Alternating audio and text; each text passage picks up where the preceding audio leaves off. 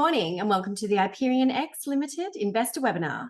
My name is Jane Morgan and I am the Investor and Media Relations Manager. Today I am joined by our Managing Director and CEO, Tasso Arima.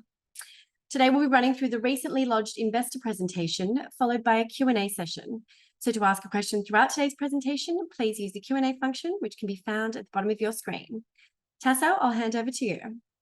Thanks very much, Jane, and I really appreciate you setting this up.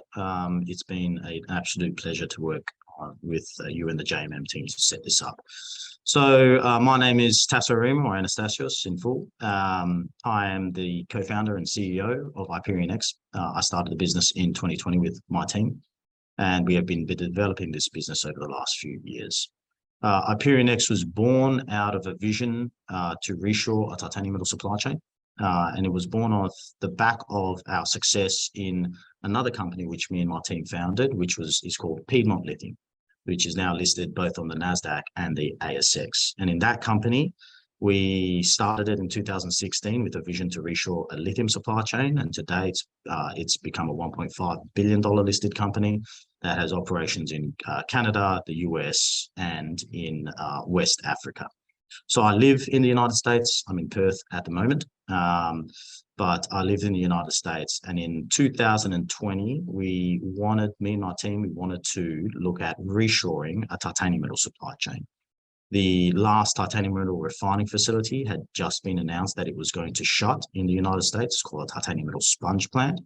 And so we saw a strategic need for a reshored titanium metal supply chain. So over the last few years, we built IperionX, and today we're sitting here with a vision of sustainably reshoring a titanium metal supply chain in the United States.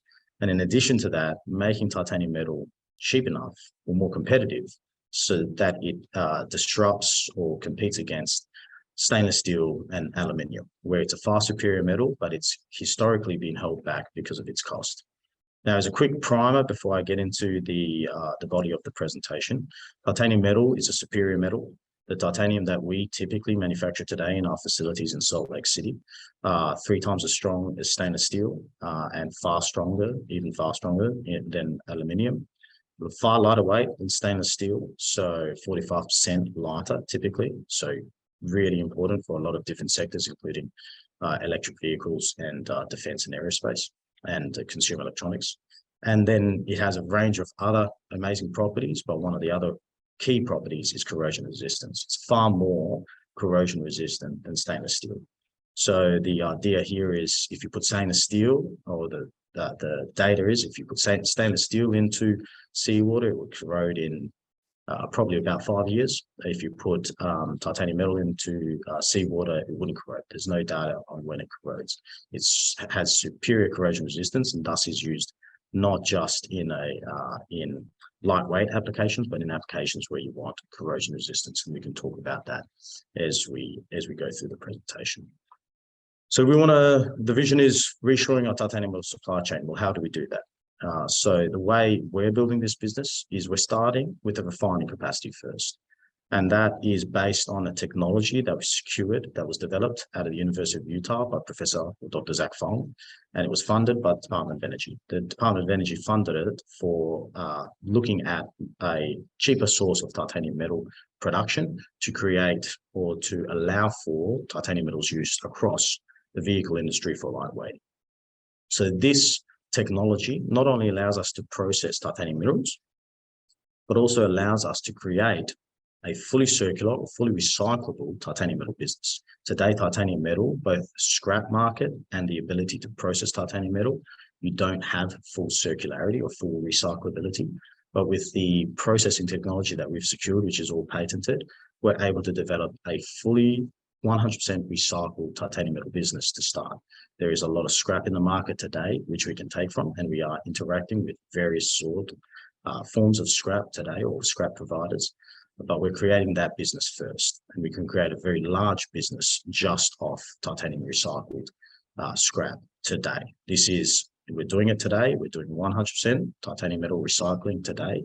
We're doing it with 0 Scope 1 and Scope 2 carbon emissions as well.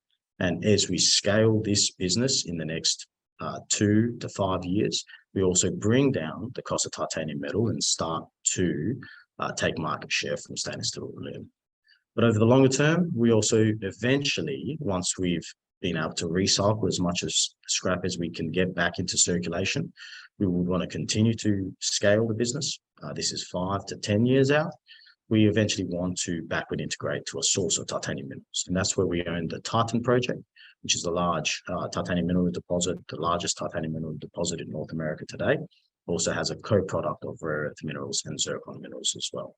So we're building this business starting on that breakthrough technology, which allows us to build a recycling business first, bring back titanium metal to be 100% recyclable, low carbon and lower cost, and then backward integrated. So we create a fully integrated raw material through titanium metal, fully circular titanium supply chain in the Western world.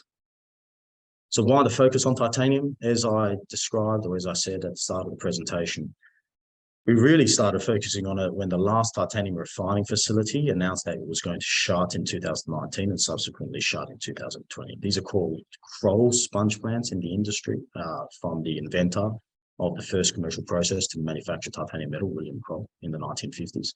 They were actually developed and scaled in the United States, but today there is no titanium Kroll facilities remaining in the United States. This is a strategic need. Today, over 72% of titanium refining capacity is in China and Russia. And this is obviously not a great situation to be in, especially from a national security strategic need for the United States and other Western countries, because a lot of defense applications rely on titanium metal. It's not just lightweight and very strong, so used in U.S. Air Force, U.S. Army applications, but it's also has superior corrosion resistance, so it's used extensively across Navy applications, submarines, surface ships, things like that. The M777 howitzer is a lightweight cannon. There's 100 of them deployed today in the Ukraine war against Russia. They're helping to win the war.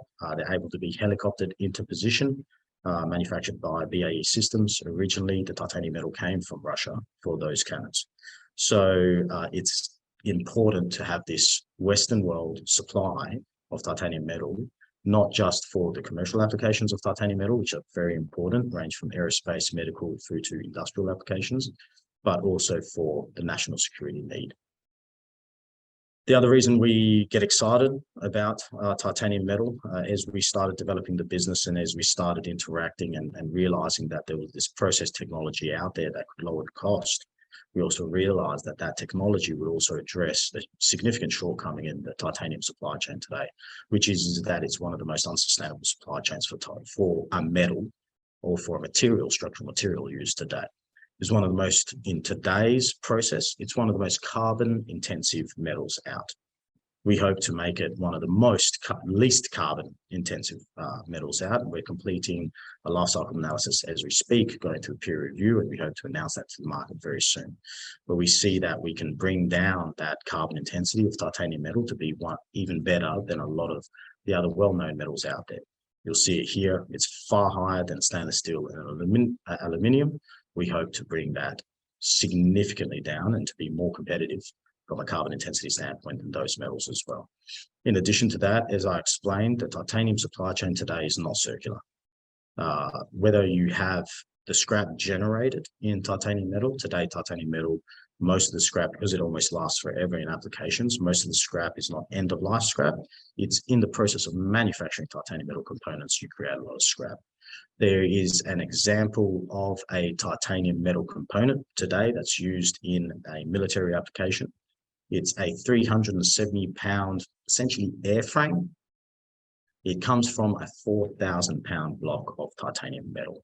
Now, some of that scrap, probably 50% of it, is able to be remelted, but the other 50% is machining, turning scrap, where essentially the titanium has picked up too much oxygen. Technology is able to deoxygenate that scrap titanium metal that has typically been downcycled or gone into the steel sector or gone to landfill. We're able to take all that scrap and recycle it.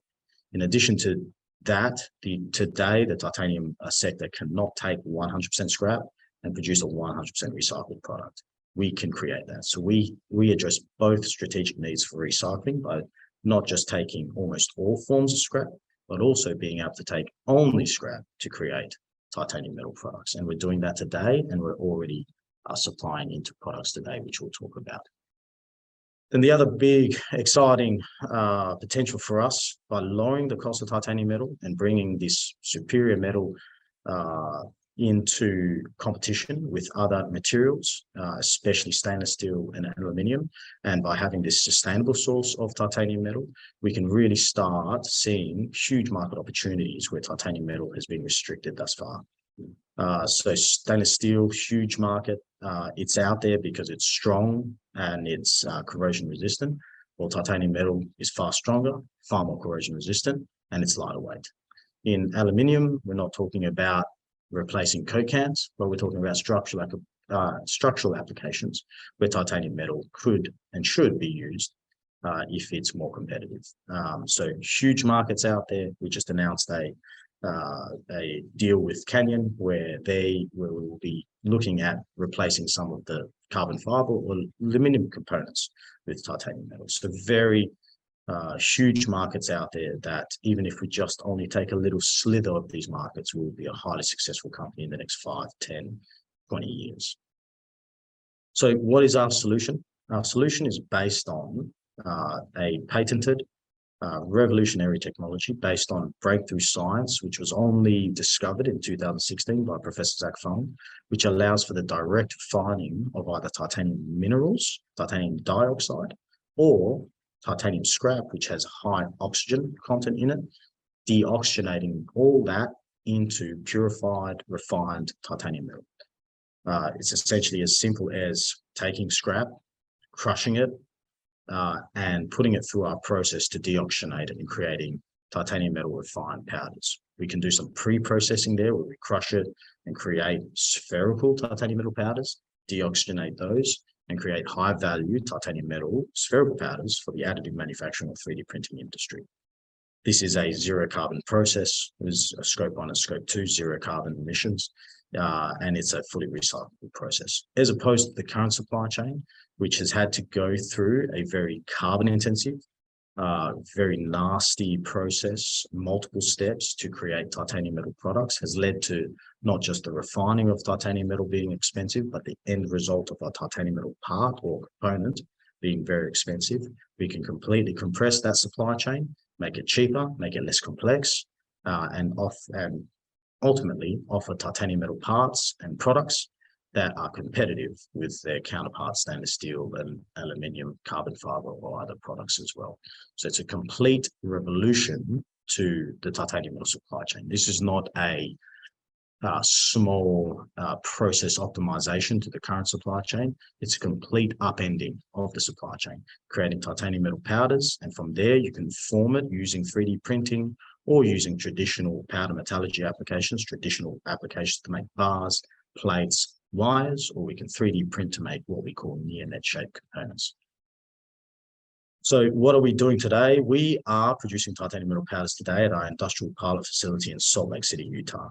This was the original pilot facility which the Department of Energy funded. So when Professor Zach Fung had his scientific breakthrough in 2016, he was funded by the Department of Energy to scale it from the lab scale through to what we would call a semi-industrial scale. This is done outside of the University of Utah in a facility we control now. This was initially funded by the Department of Energy.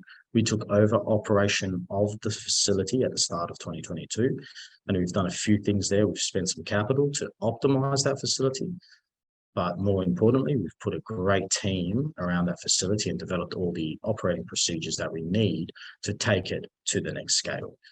We produce a significant amount of titanium metal powder for an industrial pilot facility today in a setting which is a small scale manufacturing setting. You can see our people there, they're actually standing on top of the furnace, which undertakes the key, what we call hydrogen-assisted magnesiothermic reduction process, which is where the core science happens.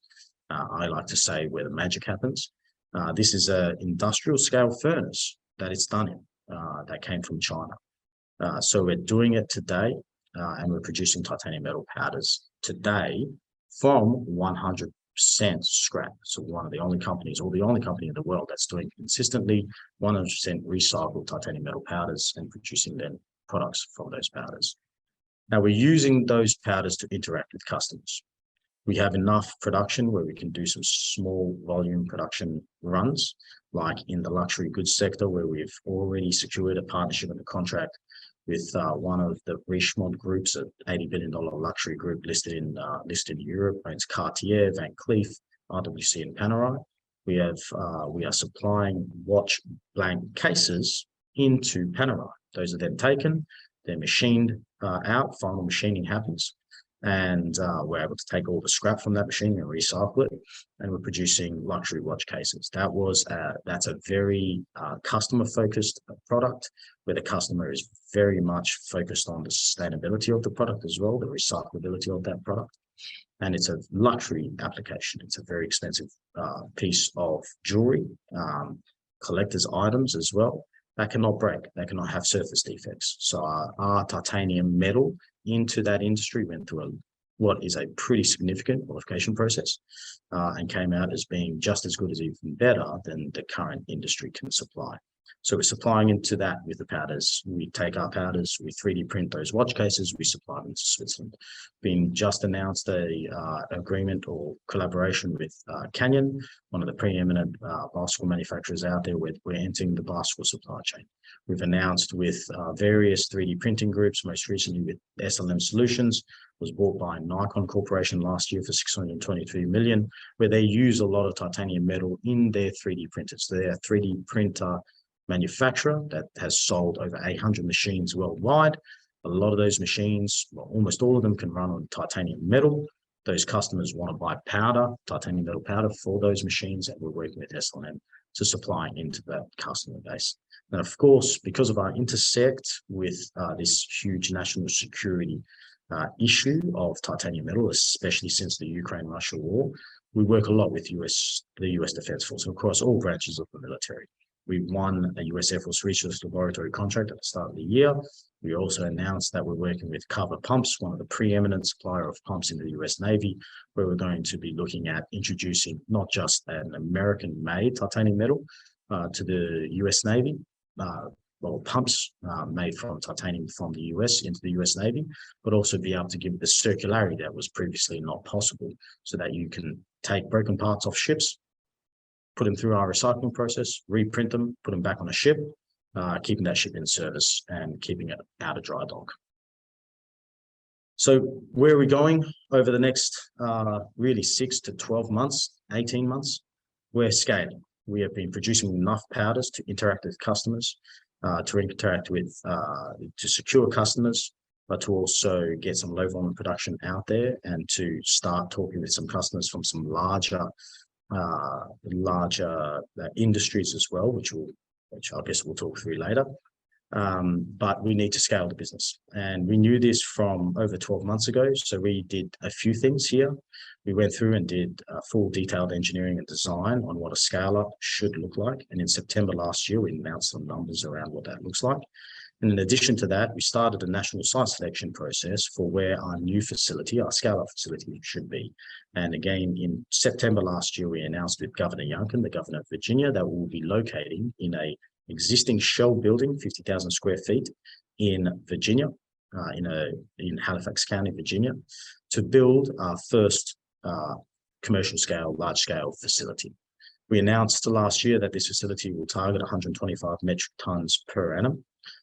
We aim to move into this facility later this year. It's about a $20 million capital cost, of which about $4.5 million is being spent by the Halifax County and the Commonwealth of Virginia.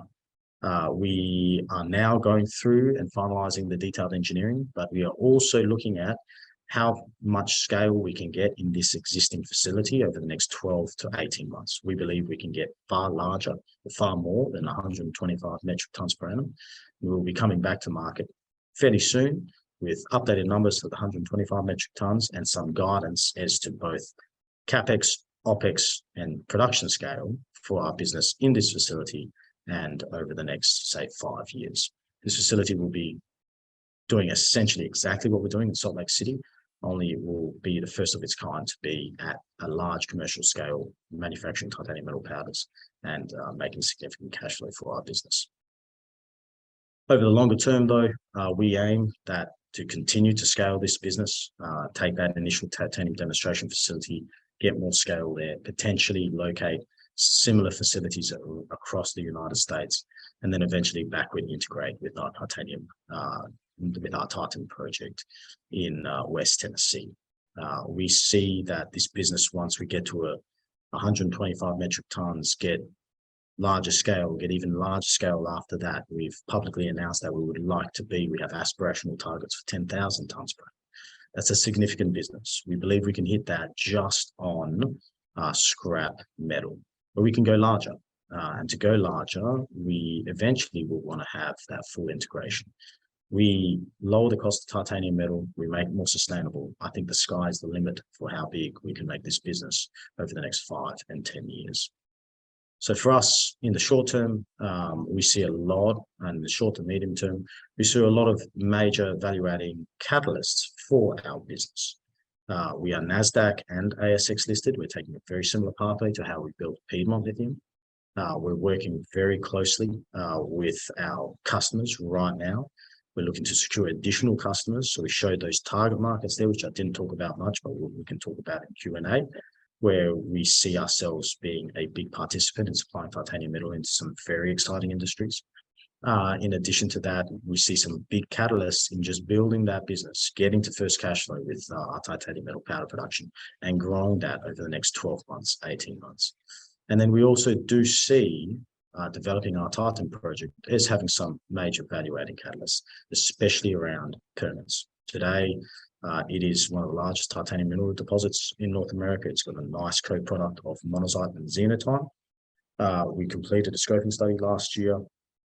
We see by permitting this project and getting construction ready, that we can unlock a lot of value, not just a lot of value in the long term for the integration, but a lot of value for shareholders in the short term, because this is an asset where there is a lot of participants in the market today who would like those minerals outside of our business of titanium metal, that would love to joint venture or get involved somehow with the company and pay IperionX to be involved in that company. So with that concludes the presentation. Jane, I'll hand it back over to you for questions. Wonderful. Okay. So can you provide some background on the register and probably just a little bit even more importantly, the board and management's holdings? Yeah, absolutely. So we're lucky, even though we're a relatively small company, well, not small company, we're still a micro cap, small cap company in the whole scheme of the market today, that we already have been able to attract very strong institutions to the register. We have Fidelity out of Boston, Fidelity Management and Research, that holds 10% of the company. And then we have Fidelity out of Asia, Fidelity International, that holds 7% of the company. In addition to that, we were able to secure a mid-tier investment bank, B. Riley, their private investment arm, that holds just a little over 5% of our company. Now, we also, as a board and management team, we hold approximately 30% of the company. But that institutional shareholding is testament to, I think, the vision that we have. When we talk with whether it be your average investor on the street all the way to your major fund manager, like what we have in Fidelity Management Research, and talk to them about the vision of building a sustainable supply chain of titanium metal and a low-cost supply chain of titanium metal, most people want to get involved. And to be able to secure those sort of investors early on in the life of our business is definitely testament to the vision that we have and the potential that we have as a company. Thank you for that, Tasso. So another one, so in the most simple terms, what is the key difference between our technology and the existing titanium processing methods that are used by industry? So it's a good question. Titanium metal is corrosion resistant because it forms a skin of titanium dioxide. That skin is impervious to corrosion. Those chemical bonds are very, very strong. Titanium mineral is the same sort of thing. It's a titanium dioxide, essentially. It's an oxide mineral in its natural state. So whether it's scrap, you don't want the oxygen on the inside of the metal, in the bulk of the metal, because it makes it brittle. You want it on the outside. So if it's scrap, like turnings, grindings, shavings that have picked up oxygen because of the surface area, you can't remelt them. or titanium mineral, you just can't take it and put it in and melt it. So you have to deoxygenate the titanium metal. You have to refine it. Those bonds were really hard to break. And so that Kroll process was invented, which is a carbon-intensive, chlorine-intensive, energy-intensive process, very nasty, leads to that very long, drawn-out supply chain, multiple steps, create a big ingot, from an ingot, then extrude out into different products and components. Very costly, very carbon-intensive, very energy-intensive. The key difference here and the key science behind what allows us to do what we can do is that Dr. Zach Fong in 2016 discovered that if you introduced hydrogen into whether it's titanium scrap with high oxygen or titanium mineral, that essentially those bonds slightly destabilize. So we call it hydrogen-assisted magnesiothermic reduction. Those I like to call it akin to putting a scalpel to what was a very brute force process with the traditional process. It's essentially slightly destabilized those oxygen bonds, allowing for a very simple reduction to happen or refining process to happen. And it's the core basis of, we've got 40 different patents. It's the core basis of that deoxygenation, the ability to deoxygenate titanium scrap metal or titanium mineral, which allows us to do what we do today. Thank you for that, Tasso. You touched on this in the presentation, and webinar attendees will note that the company recently announced an agreement with Canyon Bicycles to develop a more sustainable titanium-based supply chain for that sector. So can you tell us a little bit more about what that deal means for IPX?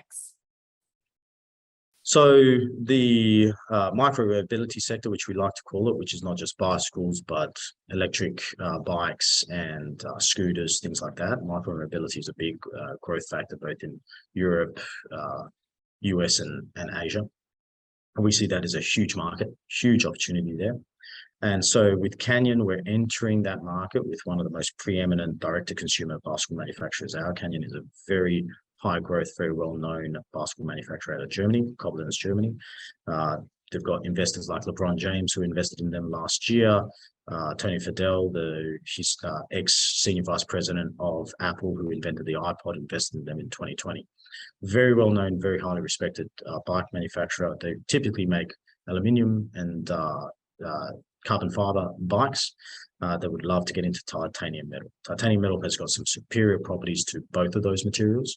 But more importantly, it is far more sustainable than both of those materials in the bicycle sector. So you can eventually have a bike which is not just better performance, but also far more sustainable in the whole scheme of things in that bicycle sector. And this is a sector which is very much focused on sustainability because it hits the consumer, just like luxury watches as well.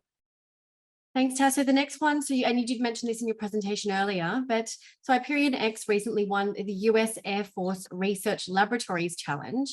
So can you provide a little bit more detail about that competition and how it ties into the work in the U.S. defense sector? Yeah, absolutely. So U.S. Air Force Research Labs is a serious lab. It's funded to the tune of $6 billion a year by the U.S. government. It is where the cutting edge development of weapon systems happens, new generation fighter jets happening, hypersonic missiles, which is one thing that's big in the defense sector today. So they do a lot of prototyping. They use a lot of 3D printing of titanium metal, a lot of titanium metal use in advanced military applications, as you can imagine, because of its properties. So these broken prototypes, they obviously, missiles, they shoot them, break them. I mean, what do you do with the broken parts, the broken prototypes, any failed builds? And you can't just get rid of these. One, you can't recycle them because the current titanium industry, it's tough to recycle them, uneconomic. But in addition to that, what do you do with those scrap components? You can't exactly put them into a landfill. They're classified components. So we can take that and be able to recycle it. The Air Force Research Laboratories wanted to do it from last year. They realized they were having this growing stockpile of these broken components made out of titanium metal, made out of 3D printing. And the 3D printing powders are expensive themselves. So they went out to industry, all of industry, and put a challenge out there to see who could manufacture or who could recycle these components, not knowing that we were already doing it. And so we entered that challenge. We won against all the major players that came into that challenge. and we're able to provide a critical need for US research, the US Air Force research laboratories, which we believe will grow into much larger things across US Air Force and other parts of the defense industry as well. This one's come through a few times actually. So are there any other topical sectors that the company is focusing on? For example, the green energy as an example. Yeah, absolutely. And I should have touched on it in the presentation a little bit better, but we've been working across a lot of industry verticals where we see the benefits of titanium metal, especially sustainable titanium metal, lower cost being supreme. So definitely we have our great customers and collaborations we're building in the existing markets that we're already penetrating into: luxury goods, defense, additive manufacturing, bicycles. But we see huge markets in a few other big areas. One of those is the hydrogen economy, green hydrogen. Electrolyzers, the electrolysis of water with electrolyzers uses a lot of titanium metal. It needs to be corrosion resistant, but it also needs to be strong. So they use an immense amount of titanium metal in the green energy or in the green hydrogen space. And we have a lot of growth in that space in the United States, in Europe, I believe here in Australia as well. That titanium metal today comes from China. So by being able to supply a low cost, but also a more sustainable source from a Western country, from the US, is a huge benefit to those groups that are looking to build green hydrogen capacity across the world. And we forecast that that's going to be is already a significant market that could be 10% of the titanium metal market by 2030. In addition to that, we have, you look at consumer electronics. That's one area where we see it as a natural vertical that's very similar to luxury goods. What this is, watch housing is very simple. It's just a housing that we supply. That's whether it's a luxury watch housing, a smart watch housing, a smartphone, a laptop housing, it's all the same. The superior nature of titanium metal, being corrosion resistant, being lightweight, being super strong, is a huge benefit to the housings of consumer electronics, especially as they get lighter, as they want to continue to make them thinner, lighter, stronger. This is a huge market opportunity. In addition, that market is similar to luxury goods, similar to bicycles, is a direct-to-consumer market. The consumer wants those products to be more sustainable. They want them to be recycled. So we can offer to that market a product which ticks all the boxes for the OEMs in that market, whether it be that they want the benefits of titanium metal, the benefits of a low carbon supply chain, but especially the benefits of a fully recycled metal. That's huge. And then the other big market that I guess we're working into is the market that the Department of Energy funded the technology for. Department of Energy funded the technology to be developed to lower the cost of titanium metal to get into the automotive sector. And we see some huge opportunities there where we've been working behind the scenes with tier ones and OEMs in the automotive sector across the US and Europe, where there's opportunities to start introducing more titanium metal into the automotive sector. All those markets, are very large. They can be very, very large. The qualification period is relatively straightforward, and we've been working diligently as a team with our partners in entering those markets, and we hope in the short term to be able to make some announcements around that. Thanks, Tasso. Quite a few questions coming through, so bear with me. So when do you expect the titanium demonstration facility to be operational? So we are going through the upfit, the government is going through the upfit right now of the titanium demonstration facility. The agreement with the government, they incentivized us to come there. We did a national site selection survey process. We put states in competition with each other. Virginia came out with a great incentive package, very strong political support. Governor Youngkin, Senator Warner, Senator Kane got great support there. They're brilliant pro-business, pro-development group out there. The idea is that they do the upfit first, the $4.5 million, electrical work, firewalls, things like that. They then hand the building over to us sometime in the second half of this year. We have already some of the long lead time item equipment secured, and we would intend to start delivering equipment towards the end of this year and start commissioning towards the end of this year. The idea is to then be operational, either call it first quarter next year. Could be at the end of this year, but definitely into the first quarter next year. And then from there, as I said, We are going through some numbers now where that facility, we know we can take it larger. We're just going through the numbers as to how big just within that facility we can go in the short term. We will come out with some guidance to the market as to how big we can go over the 2024-2025 timeframe in that facility. Thanks, Tasso. You kind of answered that next question, but can you please elaborate a little bit more on the company's scale-up strategy, noting that the scale-up is a common challenge to industrial commercialization? So this scale-up is actually quite simple. It's all off-the-shelf equipment. We've had a couple of engineering groups from third-party investors come through that are doing a lot of work on our business, and also our own third-party engineers that we're working with on our scale-up plans. Because this is all off-the-shelf equipment, we're already doing it in an industrial scale furnace in our pilot facility. There's some pretty straightforward scale-up plans that we have. We're not changing any of what we call the critical dimensions within our furnace. Everything else we do is off-the-shelf equipment as well, whether it be crushing or whether it be drying or sieving or packaging. It's all very off-the-shelf equipment that we utilize. So very simple, very straightforward. Importantly, the furnace that we secured, we ran a hot test run of that furnace in the last few weeks. We will come out to market with the results of that, but we are very confident that we've hit a lot of the risks up front, and we've been able to mitigate those risks of scale up. We operate not at a lab scale. We operate at a small industrial scale today.